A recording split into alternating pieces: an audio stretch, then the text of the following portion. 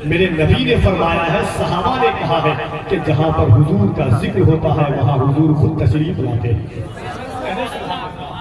اور جہاں حضور تشریف لائے وہاں پر میں دعا نہ مانوں تو پھر اور کیا مانوں؟ ایک بات میں آپ سے کہتا ہوں کہ ایک صحابی ہے حضرت عاصم رضی اللہ تبارک و تعالیٰ، غور سے سنیے گا اس چیز کو۔ حضرت عاصم رضی اللہ تبارک و تعالیٰ نے، ایک صحابی ہے، سرکار کی بارگاہ میں آتے ہیں۔ سرکار نے ان سے پوچھا، عاصم، وہ سرکار سے ظاہر عمر میں بہت بڑے تھے، تقریباً 25-30 سال بڑے تھے۔ پوچھا حضور نے، عاصم بتاؤ کہ میری آمد سے پہلے، میرے دنیا میں آنے سے پہلے دنیا کا حال کیا تھا، زمانہ کا دستور کیا تھا، مکے کے ماحول کیا تھے، مکے کے حالات کیا تھے، مکے میں لوگ زندگی کس طریقے سے گزارتے تھے۔ جس طرح اتنا حضور کو فرمانا تھا کہ حضرت عاصم رضی اللہ تبارک و تعالیٰ نظاروں قطار رونے لگے، بے تحاشا رونے لگے، اتنا رونے لگے کہ وہ بے ہوش ہو گئے۔ صحابہ نے پانی چھڑکا، پھر ان کو ہوش میں لایا، پھر حضور نے پوچھا، عاصم بتاؤ کہ میرے آنے سے پہلے دنیا کا ماحول کیا تھا، میرے آنے سے پہلے مکہ کا ماحول کیا تھا۔ حضرت عاصم کہتے ہیں، یا رسول اللہ، میری 7 بیٹی تھی۔ کتنی بیٹی؟ 7 بیٹی تھی، اور میں نے اپنی 6 بیٹی کو ایک ایک کر کے دفن کیا۔ آج بھی مکہ میں جو گراؤنڈ، وہ میدان موجود ہے جہاں پر صحابہ اپنی بیٹیوں کو دفن کیا کرتے تھے۔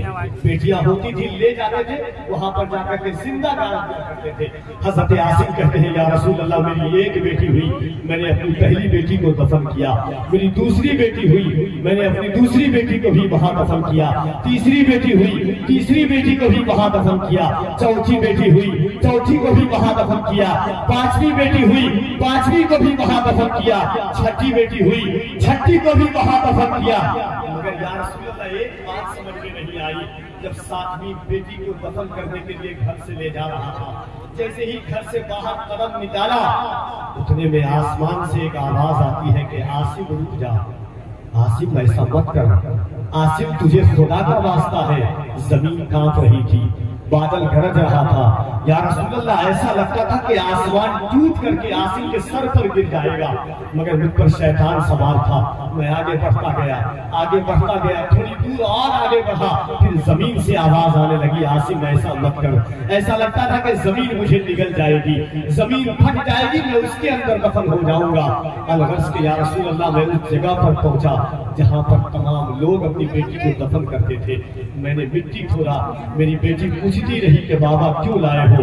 میں کہتا رہا کہ تجھے کھیلنے کے لیے لایا ہوں، تجھے گھمانے کے لیے لایا ہوں۔ میں نے گڈھا کھودا، بیٹی کو رکھا، یا رسول اللہ جیسے اسے رکھا وہ مسکرا رہی تھی، پھر بھی میرے دل پر کوئی اثر نہ پڑا۔ شیطان مجھ پر غالب تھا، میں نے مٹی ڈالا، مٹی ڈالتا گیا، تھوڑی دور تک مٹی پڑی، اب آسمان ایسا لگتا تھا کہ ٹوٹ کر میرے سر پر گر جائے گا۔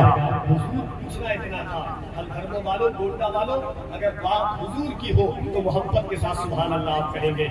دل ہو جو لوگ کہتے ہیں کہ اسلام میں عورت کو عزت نہیں دی ہے، پیغمبر اسلام میں عورت کو عزت نہیں دی ہے۔ حضرت عاصم کا یہ واقعہ علامہ ضیاء کرم شاہ اظہری صاحب ضیاء النبی نے بہت سارے واقعات نقوش کیے ہیں، سنو۔ انہوں نے کہا، یا رسول اللہ، ایسا لگتا تھا کہ شاید بادل پھٹ جائے گا، آسمان ٹوٹ کر کے عاصم کے سر پر گر جائے گا، زمین پھٹ کر کے عاصم کو اپنے اندر داخل کر لے گی۔ میں اپنی بیٹی کو دفن کر کے پیچھے نکلا، اب لگتا تھا کہ میرے جسم سے روح نکل گئی ہے، میں مر چکا ہوں۔ مگر پوچھنا ایک بات تھا، حضور پہلی بیٹی کو دفن کیا، یہ آواز کیوں نہیں آئی؟ دوسری بیٹی کو دفن کیا، یہ آواز کیوں نہیں آئی؟ تیسری بیٹی کو دفن کیا، یہ آواز کیوں نہیں آئی؟ چوتھی بیٹی کو دفن کیا، یہ آواز کیوں نہیں آئی؟ پانچویں بیٹی کو دفن کیا، یہ آواز کیوں نہیں آئی؟ 7ویں بیٹی کو جب دفن کرنے کے لیے نکلا تو یہ آواز کیوں آئی؟ میرے رسول رونے لگتے ہیں، اللہ کے پیغمبر کی آنکھ میں آنسو آ جاتے ہیں۔ میرے حضور فرماتے ہیں، عاصم تو نے پہلی بیٹی کو دفن کیا، میں مکے میں نہیں آیا تھا، دوسری، تیسری، چوتھی، پانچویں، چھٹی بیٹی کو دفن کیا، میں مکے میں نہیں آیا تھا، مگر جب تو 7ویں بیٹی کو دفن کرنے کے لیے گھر سے چلا، اس وقت 4 دن پہلے میں اپنی ماں آمنہ کی گود میں آ چکا تھا، اور اللہ کو یہ گوارا نہ تھا کہ جس شہر میں میرا حبیب آ گیا ہے وہاں لڑکیوں کو دفن کر دیا گیا۔ نعرے رسالت، نعرے رسالت، عظمت مصطفیٰ، شان مصطفیٰ، نعرے تکبیر۔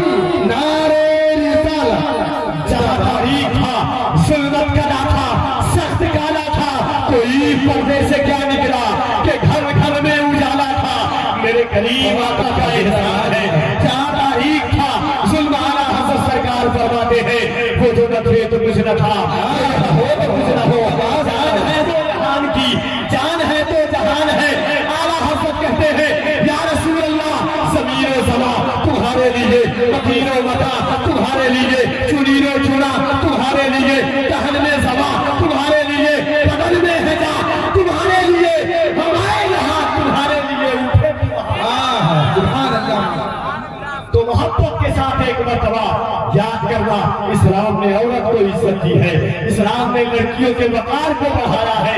लड़कियां भागन समझी जाती थी।